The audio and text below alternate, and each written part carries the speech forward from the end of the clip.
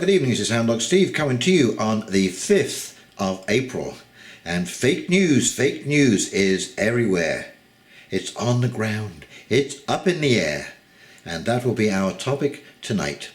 And a warm welcome to all of you who are returning to my channel. And a great shout out to any new visitors this evening. And please join us on this conversation. And this is what I have been waiting to see for quite a long time. And it is about fake news and governments trying to control fake news. Now the French government found out, actually it's interesting, they did a big investigation into fake news proliferation during the 2017 election. And although they found that there was a huge amount of fake news, it actually didn't influence the election at all. I think this is Macron has got his nose bent out of shape because most of the fake news was about him. So anyways, they decided in 2018 in January that they were going to bring in new fake news laws to prevent people from spreading fake news about political parties, people, political memes, this kind of stuff, anything that might disrupt the election. So anyways, they got these laws together, they put them in place, and the French government itself puts out a publication, and guess what? They got blocked by Twitter. Because they broke their own rules. Now isn't that just fantastic? I knew this would happen. I was waiting for this to happen. And the reason it was bound to happen is because we use one set of words that we all agree upon. And so when you think how many different ways you could use the word bomb or bombshell or explosion, explosive news, I bombed in my exam, there is so many ways that you could misinterpret these words for good or for bad. For example, you could make a video talking about a suicide that maybe took place in your family, and you wanted to share your experiences with other people or with other parents, and well, that would be blocked because it's about suicide, and suicide is bad. And of course we all understand that the idea was to block people who were encouraging suicide and so on and so forth. Well, how do you differentiate? The algorithm cannot differentiate because that is such a subtle, you have to listen and understand. So an algorithm simply sifts through massive amounts of data and picks out words that it's been told to pick out. But it doesn't understand context, it doesn't understand the real meaning of the word, or the sarcasm. Maybe it's a sarcastic way of using a word, a sarcastic term. That algorithm doesn't understand that. It is two-dimensional, and it may be very quick, and it may be very clever, but it's not smart, and that is the problem.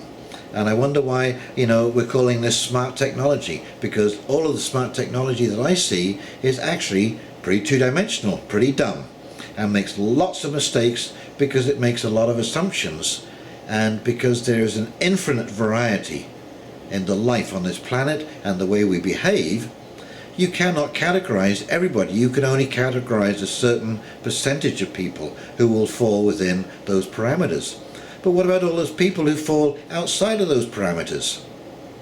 So anyway, it is great to see the government caught up in its own snares, and it just really illustrates that very problem that you cannot segregate words without understanding the meaning and the context.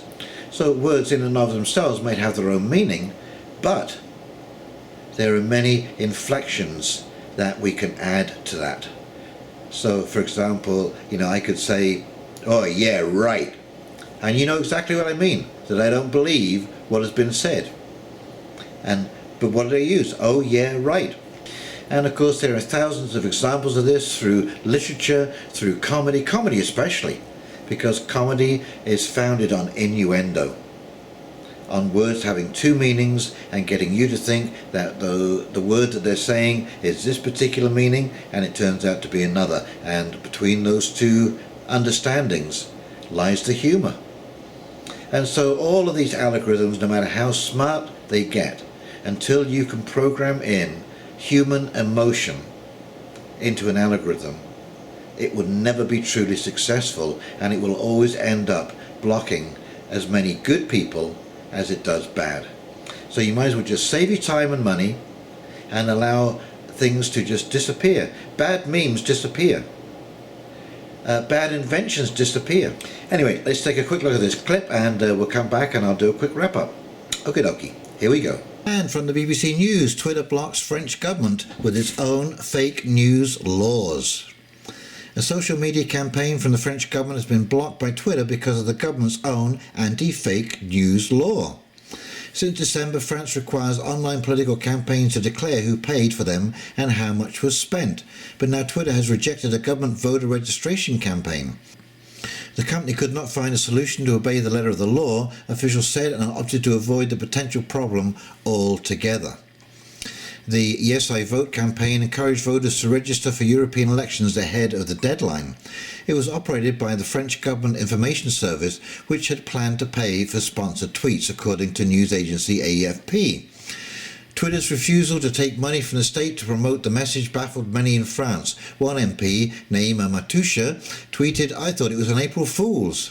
Interior Minister Christophe Constantin also took the platform to express frustration with the decision. Twitter's priority should be to fight content that glorifies terrorism, not campaigns to register on the electoral list of a democratic republic. Democratic? Are you kidding me? But there you go. There you go. This is from Freedom on the Net. Although the surge in fake news and political bot operations did not ultimately manage to sway the results of the French election in 2017, the proliferation of disinformation and leaks seeking to disrupt the process raised alarm. Oh, and what do we have here from Bloomberg? The AI that can write a fake news story from a handful of words. OpenAI, an artificial intelligence research group co-founded by billionaire Elon Musk, has demonstrated a piece of software that can produce authentic-looking fake news articles after being given just a few pieces of information. In an example published Thursday by OpenAI, the system was given some sample text. A train carriage containing controlled nuclear materials was stolen in Cincinnati today. Its whereabouts are unknown. From this, the software was able to generate a convincing 7-paragraph news story, including quotes from government officials, with the only caveat being it was entirely untrue. And from the Euro Weekly, Spanish study finds most fake news is created by governments, political parties and businesses. Fancy that. Most fake news that finds its way into the Spanish public sphere is created by political parties, governments and corporations, according to a new study. And I'm sure that this is true around the world. Read 'em and weep. Now, I personally find it absolutely hilarious that the government of France has gotten tripped up by its own silly rules. I think this could have been foreseen, but unfortunately we're going to have to go through this mumbo jumbo. All of these platforms are using all the same kind of algorithms to try and weed out things. And of course you're seeing story after story after story now on YouTube of completely innocent family videos being blocked and shut down because YouTube is trying to block child exploitation. Anyway, these people can tinker with these algorithms till the cows come home, but as I say, they will always be making these kind of mistakes, and they might as well just give it up because it just scoops up everybody. I guess in the fishing world you'd call it bycatch. These are unintended fish that are caught up in the same trolling net. It's just unfortunate that these techies, these technocrats, just have absolute faith in their technology to come up with the right answers and the right solutions, and they will be able to solve all of the world's problems quickly and easily. And of course, it will work in a perfect world. But in a perfect world, you wouldn't need the algorithms in the first place. And so here we are living in an imperfect world full of imperfect people cobbling lives together, trying to do the best they can. And here you have a perfection-ridden algorithm. And so we are all going to fall afoul of this at some point or another as our words are misinterpreted by these algorithms that seem to be residing in just about everything these days, like Siri, Alexa, the Google Alexa, whatever that equivalent is. Everything is listening to you, everything is spying on you, everything is watching you. And it is impossible for you to control all of your words and all of your movements. Another thing that I find absolutely fascinating, we found out just recently with Justin Trudeau and the Liberal government that they can write op-eds. They can interfere with the election process and what the public thinks by getting people to write certain opinion articles which exonerate the government's behaviour. And of course, as we saw, indeed, most fake news is created by governments, political parties and businesses. But yet it is we, the public, who find ourselves censored on the internet and accused of the worst kind of fake news crimes, when it just ain't so, folks. Okie dokie, well, if you enjoyed this video, please like, comment and subscribe below. And in the meantime, this is Hound Dog Steve signing off, and we will talk to you very, very soon. You take care now. See ya. Bye.